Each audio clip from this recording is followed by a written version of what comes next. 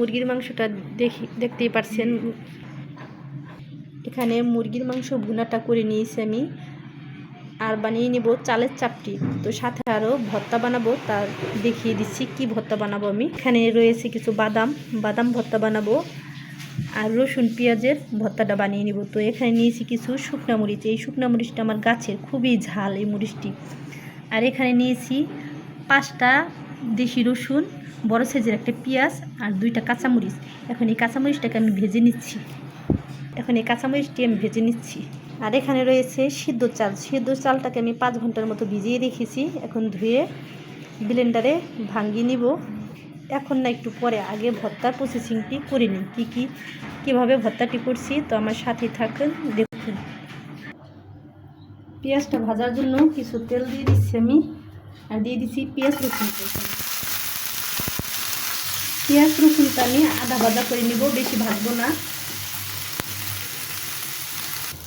পেঁয়াজ রসুনটা ভর্তার জন্য আমার ভাজা হয়ে গিয়েছে। এর থেকে বেশিও ভাজা যাবে না, এর থেকে কম ভাজা যাবে না।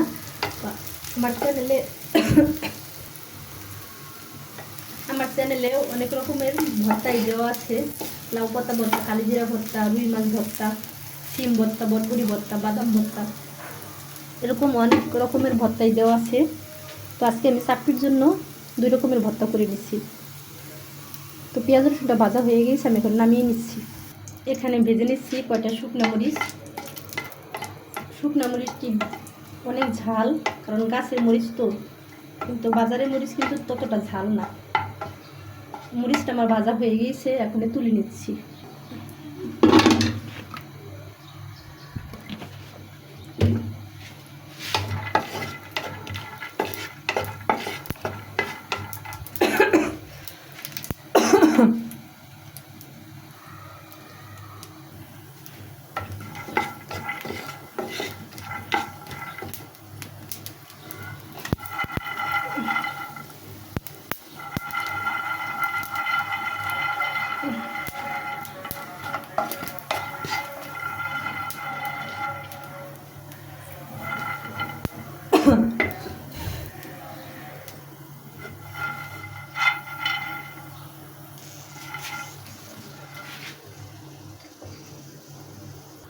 বাদামটা আমি এরকম করে ভেজে নিয়েছি।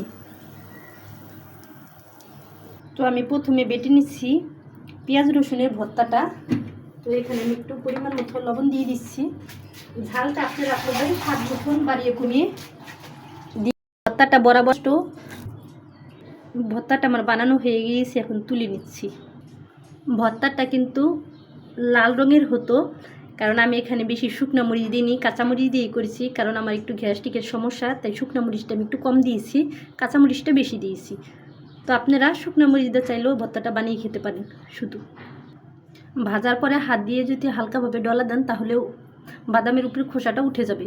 আমি যতটা পারছি উঠিয়ে নিয়েছি, এখন ভর্তাটা করে নিচ্ছি। তো প্রথমে দিয়ে দিচ্ছি কিছু বাদাম, আর দিয়ে দিচ্ছি একটা কাঁচামরিচ, আর দিয়ে দিচ্ছি এখানে 2টা শুকনো মরিচ, 3টা শুকনো মরিচ আমি দিয়ে দিচ্ছি। এখন একটু লবণ দিয়ে বেটে নিচ্ছি। বাদামটা আমার বাটা হয়ে গিয়েছে। এখানে দিয়ে দিচ্ছি একটা মিডিয়াম সাইজের পেঁয়াজ কুচি করে। এখন কিন্তু আমি এরকম আদা বাটা করে নিয়েছি, বেশি বাটা যাবে না। এখন হালকা একটা বাটার দিয়ে নেব। এটা কিন্তু এরকম আদা বাটা করে নিতে হবে, বেশি বাটা যাবে না, তাহলে কিন্তু ভর্তা খেতে ভালো লাগবে না। তো আমার পাটাটা কিন্তু অনেক পুরানো দিনের, প্রায় 20 বছরের উপরে হবে এই পাটাটার বয়স। এই ভর্তাটা আপনারা চাইলে যদি ভাবেন যে বেশি শক্ত হয়ে গেছে, তাহলে সামান্য পরিমাণ একটু পানি দিয়ে বেটে নিতে পারেন। ভর্তাটা আমার বানানো হয়ে গিয়েছে। আমার ভর্তাটা বানানো হয়ে গিয়েছে। এখানে ব্লেন্ডারে ব্লেন্ড করে নিব চালটা। তো চাপটির জন্য এখানে লাগছে আমার সাদা তিল নিয়েছি, ধনিয়া পাতা নিয়েছি, 2টা কাঁচামরিচ কুচি নিয়েছি, বড় সাইজের একটা পেঁয়াজ কুচি নিয়েছি। চালটি একবারে হবে না, তো আমি 2বারে দিয়ে নিচ্ছি। তো সাথে কিন্তু একটু পানি দিয়ে নিতে হবে। ব্লেন্ডারটা করে নিচ্ছি।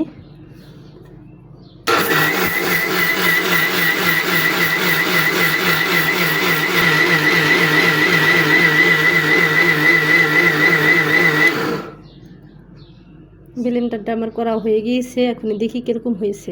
ব্লেন্ডারটা আমার করা হয়ে গিয়েছে, তো এখন আমি ঢেলে নিচ্ছি। পরবর্তী চালটি আমি এভাবেই করে নিচ্ছি।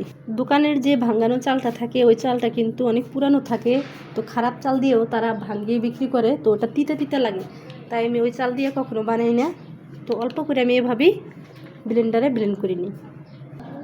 এখানে আমি আরেকটা পাত্রে ঢেলে নিচ্ছি।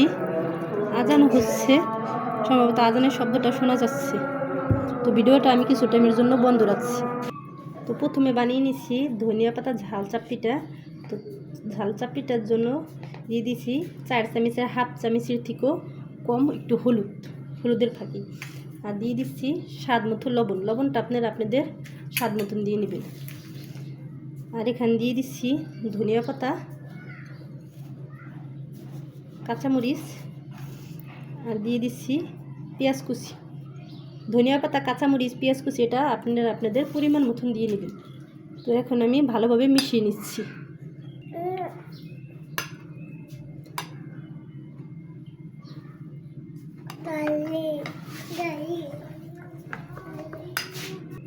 এখানে আমি আরেকটু হলুদের ফাঁকি দিয়ে দিচ্ছি। তো টোটালি আমার হাফ চামচ হলুদের ফাঁকি দেওয়া হয়েছে 4 চামচের। তো আপনারা চালের গুঁড়ি মাপ করে হলুদের ফাঁকিটা দিবেন। হলুদের ফাঁকিটা কিন্তু বেশি দিলে একটা গন্ধ আসবে চাপটির সাথে, তো পরিমাণটা বুঝে শুনে একটু কমিয়ে দিবেন। তো আমার একটা ব্যাটার বানানো হয়ে গিয়েছে, আরেকটা ব্যাটার বানিয়ে নিচ্ছি। এখানে দিয়ে দিচ্ছি পরিমাণ মতো কিছুটা লবণ, আর দিয়ে দিচ্ছি এখানে 3 টেবিল চামচ তিল। এখানে আমি 3 টেবিল চামচ তিল দিয়ে দিচ্ছি। তো আপনারা চাইলে কমিয়ে বাড়িয়ে দিতে পারেন। এখন আমি ভালোভাবে মিশিয়ে নিচ্ছি। এখানে আমার 2টি ব্যাটারি বানানো হয়ে গিয়েছে, একটা ধনিয়া পাতা, পেঁয়াজ, কাঁচামরিচের ঝাল চাপটি, আর একটা হয়েছে তিল চাপটি। তো এখন আমি ভেজে নিব। তো আমার সাথেই থাকুন, দেখুন কিভাবে আমি ভেজে নিই। এই কয়েকদিন আমরা রমজান মাসে ভাজা পোড়া খেতে খেতে আর ভালো লাগে না, তো আজকে ভাবছি যে এই চাপটি দিয়ে মুরগির মাংসের ভুনা আর ভর্তা দিয়ে খাবো। তো এটার ভিতরে কিন্তু কোনো তেলের কোনো কিছু নেই, শুধুই চাপটিটা ভাজা হবে। হেলদি একটা খাবার। প্রতিদিন একঘেয়েমি খাবার কিন্তু কারোই ভালো লাগে না, তো এরকম আপনারা ট্রাই করে দেখতে পারেন। এটা কিন্তু এরকম একটা ঝামেলা না, চালের গুঁড়ি থাকলেই হয়, বাসায় সোজা বানিয়ে নেওয়া যায়। প্রথমে আমি দিয়ে দিচ্ছি ঝাল চাপটিটা। চাপটিটা 1 মিনিটের মতো ঢেকে রাখতে হবে। 1 মিনিটের মতো ঢেকে রাখতে হবে। ঢাকনাটা আমি তুলে নিয়েছি, এখানে উল্টিয়ে নিচ্ছি। সব কটা চাপটি আমি ঝাল চাপটি এভাবে ভেজে নিচ্ছি।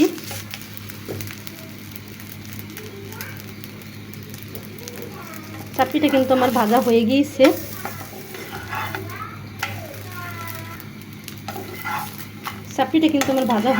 এখন তুলে নিচ্ছি। এরকম করেই ভেজে নিব। পরবর্তী চাপটিটা আমি এভাবেই বানিয়ে নিচ্ছি। চাপটি বেশি একটা পাতলাও করব না, বেশি একটা মোটাও করব না, মিডিয়াম করে ভেজে নেব। চাপটিটা দেওয়া হয়ে গিয়েছে, এখন ঢাকনা দিয়ে ঢেকে রাখবো 1 মিনিটের মতো।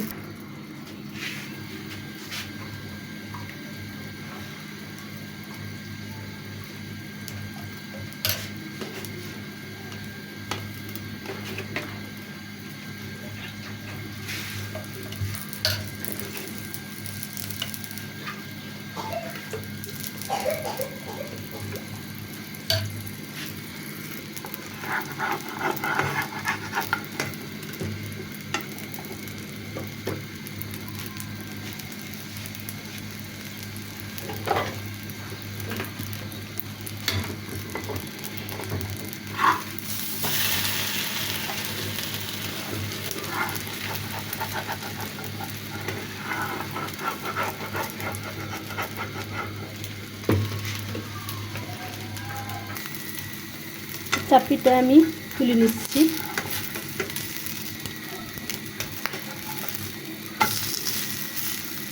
সব কয়টা চাপটি আমি এভাবেই ভেজে নিচ্ছি।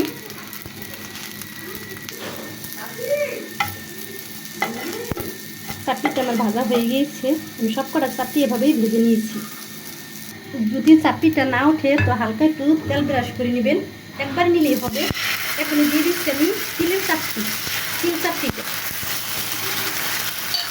ব্যাটারটা কিন্তু পাতলা করে নিতে হবে, একটু ভালো করলে কিন্তু পিঠাটা চাপটিটা উঠবে না, ভেঙে যাবে আর কাঁচা কাঁচা থাকবে। একটু পাতলা করে নেবেন ব্যাটারটা। তো আমি যেরকম করেছি দেখতেই পাচ্ছেন কতটা পাতলা করেছি, তো এতটা পাতলাই করে নেবেন আপনারা। তো এখন ঢাকনাটা দিয়ে তিলের চাপটিটাও আমি এভাবেই ঢাকনা দিয়ে ঢেকে দেবো। তিলের চাপটির ঢাকনাটা আমি তুলে নিচ্ছি। এখন এই চাপটিটাও উল্টিয়ে নিচ্ছি।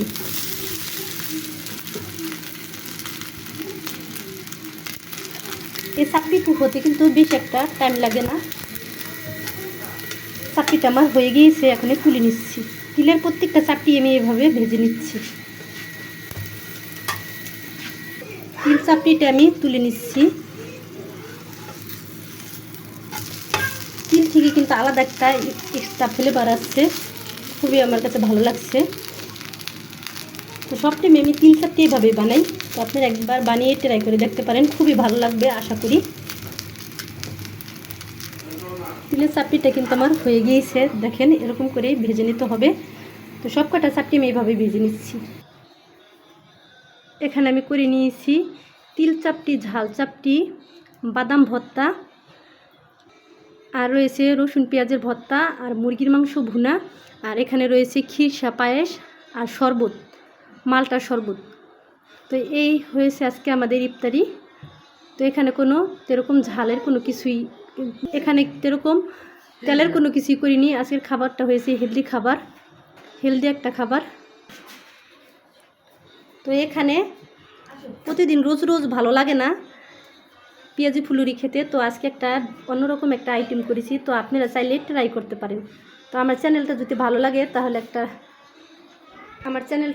লাগে তাহলে একটা লাইক, সাবস্ক্রাইব, শেয়ার করে দিবেন।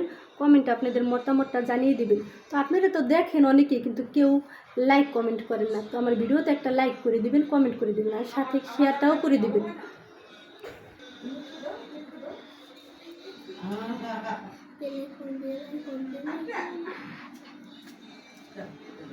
সাথে বেল আইকনটা টিপ দিয়ে দিবেন। এটা রয়েছে তিল চাপটি, আর এখানে রয়েছে ঝাল চাপটি, এখানে রয়েছে ভর্তা, রসুন পেঁয়াজের ভর্তা, বাদাম ভর্তা, আর এই পায়েসটা খেজুরের গুড়ের নারকেল দিয়ে করা হয়েছে, পোলাওর চাল দিয়ে খিরসা পায়েস, আর এখানে রয়েছে শরবত।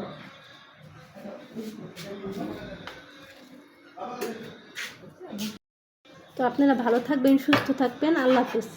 পরবর্তী ভিডিও দেখার জন্য আমাদের সাথেই থাকবেন। আল্লাহ হাফেজ।